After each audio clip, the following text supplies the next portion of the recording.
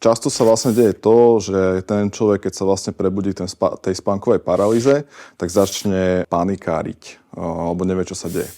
No a tým pádom, že vlastne začne panikáriť, tak či vidí nejakých napríklad duchov, alebo nejaké entity, mimozemšťanov, démonov, čo ťa chcú zabiť, zaškrtiť, ktorí na teba kričia a tak ďalej a tak ďalej. Toto je všetko dosť taký jav, ktorý sa často vyskytuje u ľudí, ktorí vlastne spánkovú paralýzu majú. No a samozrejme, ja som nebol výnimka. Ja som tie spánkové paralýzy mal dosť často, keď som vlastne vyrastal, čiže od tých 13 rokov. Spánková paralýza je ako keby nejakým spôsobom vstupný portál do out-of-body experience, alebo respektíve do toho astrálneho sveta. No a keď som do toho započul a bol som taký, že že ty kokso, že to fakt?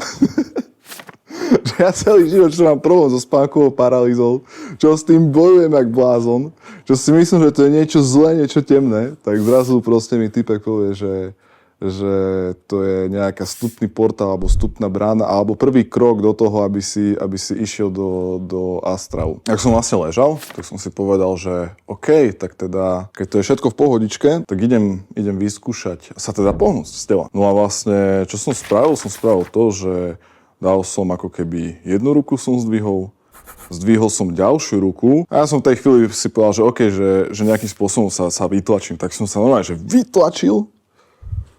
Zrazu som stál pred svojou posteľou.